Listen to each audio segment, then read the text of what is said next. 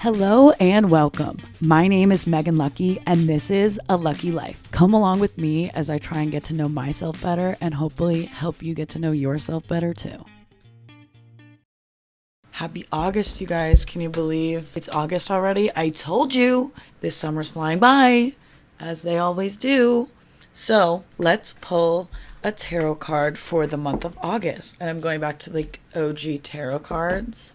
I taught yoga and I read tarot at my friend's office yesterday. It was so fun. I did everyone's tarot and I prefaced, my imposter syndrome at the beginning. And I was like, look, I'm not a psychic that's gonna, fortune teller, here's what is going to happen in your future. And I was like, I'll connect with my intuition, I'll guide you through the cards, but what your gut says that the card is about, that's all it's meant to teach you. And if you can't think of anything, oh well, maybe it'll hit you later, maybe not, just have fun with it. And it was so cute. Some of the girls were like, you were not what I was expecting when I heard tarot reader. I was expecting some old woman and I misjudged you. And I was like, I love that you were open and honest about that. And I totally relate. So I was like, don't worry, I'm channeling my inner, my inner old wise fortune teller. So let's see. Oh, I don't get that card often. It's the Three of Pentacles. Teamwork, determination, focus. The task ahead is a momentous one, usually related to your job or career. The Three of Pentacles suggests you must focus all your efforts. Discipline, strategy, and hard work are needed more than ever. If you become weary or overwhelmed, rely on those around you. This is a card of teamwork, so you may need the strength of others to conquer the mountain. Creative goal or business venture. All skills are unique to your vision. Deeply rewarding, slow and steady. Finish the day completely satisfied with what you're creating. That's totally the energy that I've been trying to channel recently, so that totally makes sense. Hold on, I'm just going to put this earring back in if I can. It's like kind of broken. Oh, it's broken. Okay, I'm going to put new earrings on as we do this. But I feel so good. I've had the best week. I really have. I had another yoga audition today at the studio that I told you guys about a couple weeks ago. And I was really nervous, but I had practiced the feedback that she had given me last time. And I still had some ing verbs and whatever. But I made progress, and I need to be better at acknowledging when I'm making progress. And now I'm going to start subbing and teaching at a studio, which is a huge accomplishment. I'm really excited, and I'm trying to be better at being proud of myself. And yeah, I'm really excited to connect with others through yoga in this way at a real studio and have like a home to do it. But like I said, I really like doing the corporate ones too. Totally different vibes. But I want to do more of that. I want to be in the city and like in that space. And right now I don't have many reasons to go into the city other than like socially. I'm going to start trying to do more of that because it's a way for me to still be like in my girl boss corporate era without actually being in my girl boss corporate era. I still am, but in a totally non-traditional way, if that makes any sense. I'm definitely girl bossing right now. Oh, should I wear my lavender jade earrings? My little lavender jade hoops? One of my lovely old coworker friends, Gabby, got me these. We always bonded over jade and our stone obsessions, and it was just the sweetest thing of her to do. So, thinking of you, Gabby. And thank you for my lovely earrings. She was a little spiritual too, and I loved bonding over that with her in our corporate girl world. So yeah, those feel right. Very, very good energy all around today. On top of really exciting yoga teacher things and tarot reading things, I also, how I showed you guys a few weeks ago, but I'll show you again. I made new lists to track my progress on some of my daily to-dos. And I have been adding more to that list gradually. So like the card said, like slow and steady progress towards your goals. And there's like a vision. I'm really getting closer on that.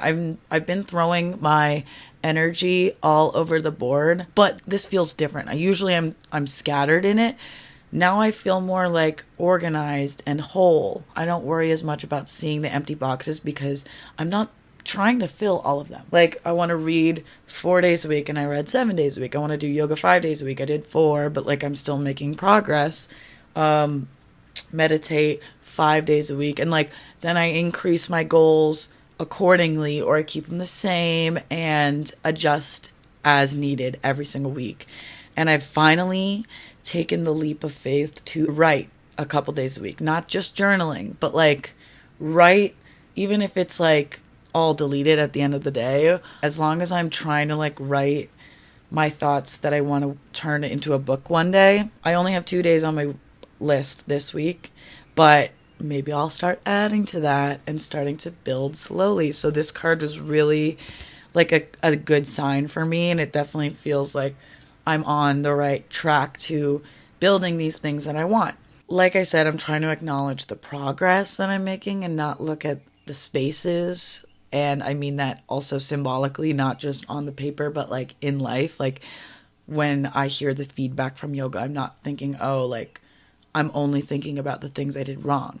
I'm also looking like, okay, I did better than last time. And now I'm like really able to move forward and keep improving and keep practicing. Same goes with like the influencer stuff that I was talking about. I'm now reading like a book on being an influencer.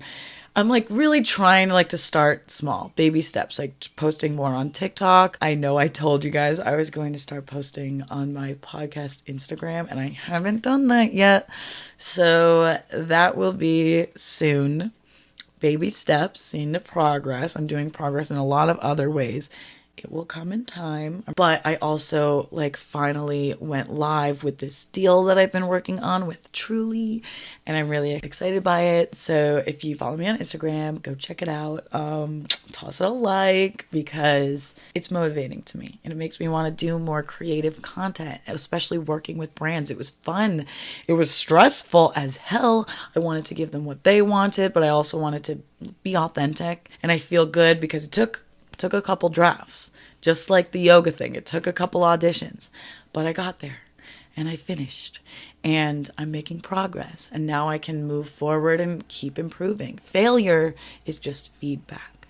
So you learn from it. Everything around, like, imagine living your life for a second as if everything outside of you is there for you to learn from. How would you react differently? Just think about it. If you knew that everything was teaching you something, what would you learn and how would you act differently? Because I think that that's a really empowering way to look at life, especially when you have a tendency to, beat yourself up a little bit when you make a mistake. What is that mistake teaching you? How can you improve? I think one of the biggest and hardest challenges in life is communication.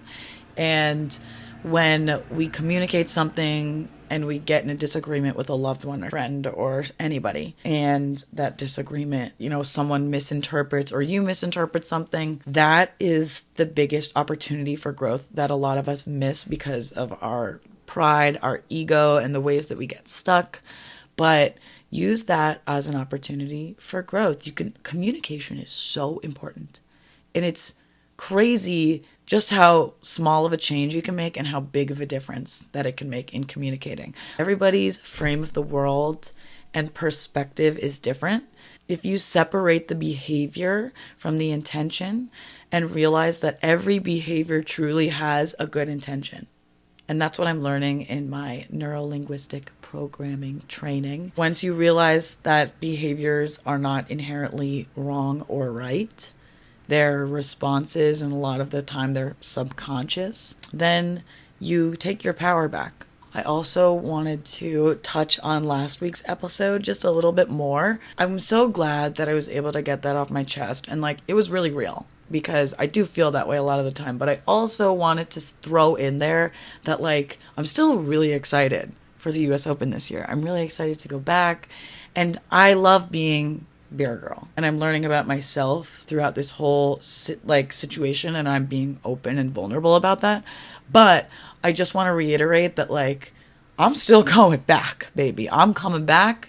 I'm really excited to come back, and I can be both. Like I can still be authentic and feminist and also like fun, sexy, funny beer girl. I was talking to a friend recently, and she made such a beautiful point that I wish I could just take her in my pocket and keep her around when I'm feeling down or when I'm having these doubts and these feelings.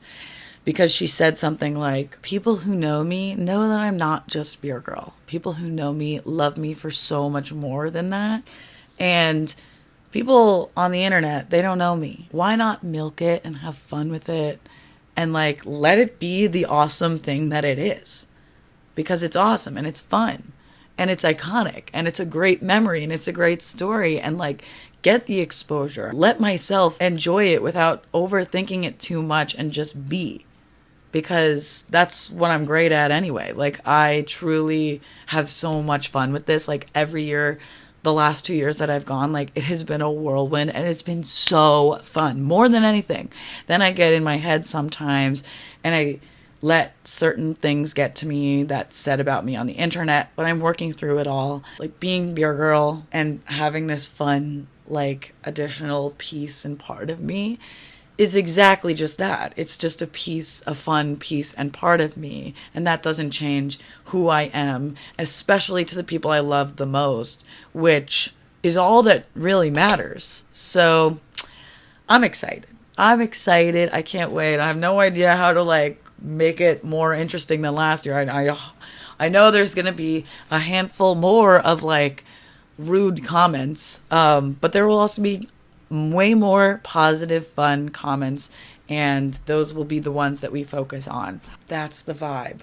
Okay, that's the vibe of the year. I have had such a good week. I feel good about the way I'm going through my days, and I'm accomplishing more and more, and I'm enjoying it, and these things are aligned with me. I'm getting more clear on my vision for what I want in my life every single day, and it's still going to change, and that's okay too. So it's just an exciting time. I'm waking up with gratitude. I'm doing breath work. Like, let me read you some of the things that I'm doing every day in case you guys want to try. I'm reading. I've been really good at reading every day. I'm reading this new book, which I'm going to spend more of next time talking about because it definitely deserves airtime. It's called You Are the Universe by Deepak Chopra. I think that's how you say it. He's great. I'm meditating more. I'm doing my yoga. I'm trying to post more on TikTok and Instagram, doing affirmations, doing my Duolingo, learning French, not so good, but I'm still working on it and doing it a little bit every week. Podcasting for you guys, not just this part, but there's planning and editing that goes into these two that I work on for you and for me. Oftentimes I'm like, I should just like skip it this week. Like, no one's really gonna notice anyway. But that's not a good attitude. And I'm trying not to be so negative. So even if you guys don't care, I care. And I need to do it for me. But I know some of you guys care. And I really appreciate that. Like, more than you know. I'm so grateful. Journaling. Writing, like I just said, adding to this list of to-dos. Listening to my audiobooks. Flossing. I'm trying to get better at flossing. Working on my secret project that I am not revealing yet. Doing some market research, like reading and learning about all the like different fields I'm trying to dip my toes into so that I can be the best version of myself in them. Organizations in some area of my life. So like whether it's like physical in my room, cleaning my room, or it's like tidying up like folders on my laptop, or if it's like this one I am so far away from, but like cleaning up my photos in my phone. Oh my god, I have way too many photos in there and I really should clean that up, but that is way too overwhelming. I would pay someone to do that for me. Breath work also, doing some breath work every week. And yeah, and making some fun content for you guys. So yeah, stay tuned. Follow me on my socials so that you can see all the new stuff I'm working on. I'm going to keep being consistent little by little and just chipping away at all the little things at all the big things I want by teeny tiny little steps, because eventually if you put those all together and you stay consistent, you'll get done whatever you want to get done. And that's what I've never been very good at this, but catch myself. I'm getting there. I'm making progress. I'm improving, and I'm excited. And before I end this episode today, I want to take a card from the Oracle deck and give you guys a message for something we should all remember this week. Oh, surrender. You're being asked to let go of your need to control each part of your life and surrender to the universe. Control is an illusion, and it's exhausting to try to hold on to it. Let it go and allow yourself to enjoy the relief that comes from doing so. Amen. The biggest thing, too, is surrendering to the universe. Whatever you put your faith in, that's the universe. Surrendering, trusting that things will work out, and not trying to control every little thing, and just like letting go, being in your yin, and just letting the universe show you what you need. And paying attention to little signs, whether it's from your body telling you, hey, I need to rest right now, or angel numbers and little signs from the universe. I was on my way into the city yesterday, and I look out the train window. I've never seen this before. I've taken this train hundreds of times, but I've never seen this before. I saw this graffiti on the wall that said, "Go Megan," and I literally started crying. I started crying. I just teared up because it was like, that's just got to be a sign from the universe that I happened to look out at that time, and it was like an angel number time. It was crazy. And it was so, I'm paying attention. I'm taking that as a positive sign. And like, you ask for signs and you will see them. Whatever you believe and whatever you look for is what you'll get. And I'm waking up with this new sense of happiness every day. I'm having a better outlook on living at home. I'm trying to like use it as an opportunity. And someone yesterday, I was talking about this in the tarot reading. We were all getting vulnerable about our readings and our lives. I told them about how I was talking to my psychic, who said, don't rush. Like, I see that you want to move out soon, but don't rush just to get out. Find ways to regulate yourself and keep yourself happy and take the space that you need when you need it by listening to yourself. And then the time will come and it will be great. But I used to think of it like either I suffer and like live at home and feel bad about it, or I rush back into the corporate job just to escape like living at home. And my therapist was like, there's got to be some middle ground here. It's not so black and white. And I was like, you're right.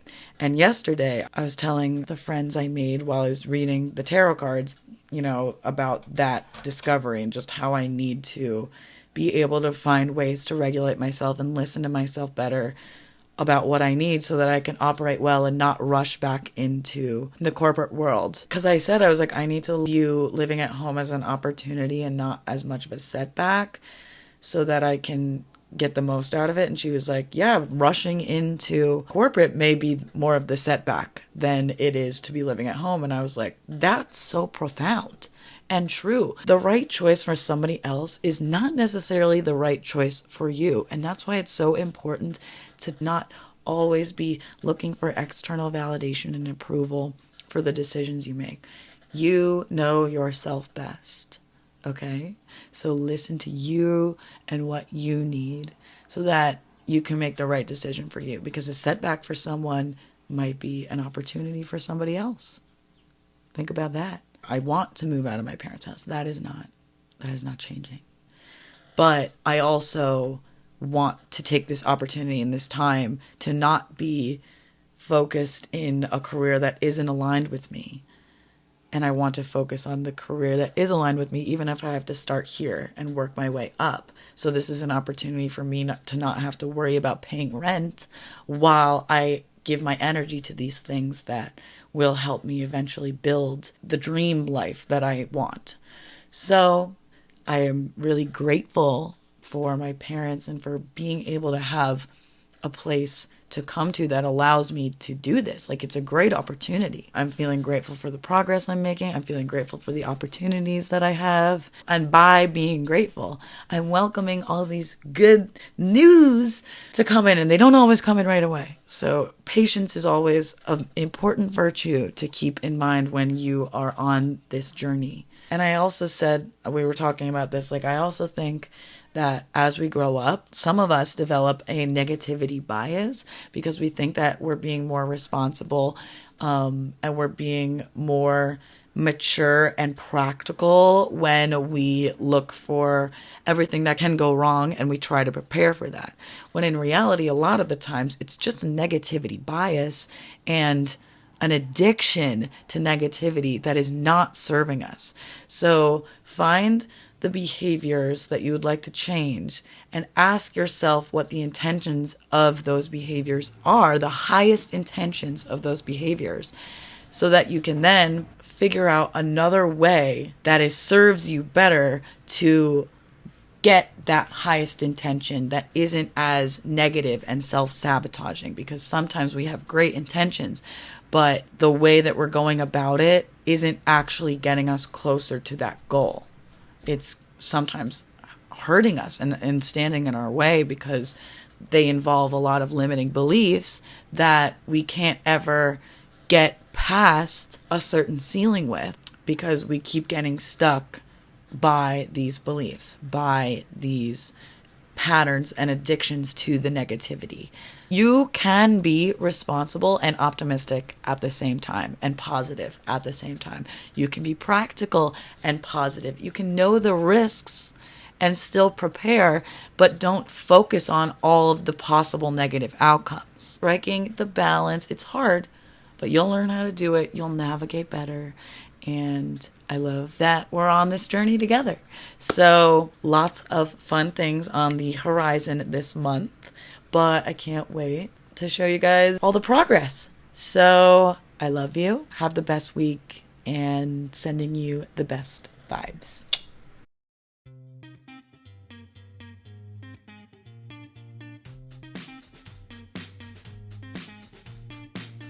Hello and welcome. My name is Megan Lucky, and this is A Lucky Life. Come along with me as I try and get to know myself better and hopefully help you get to know yourself better too.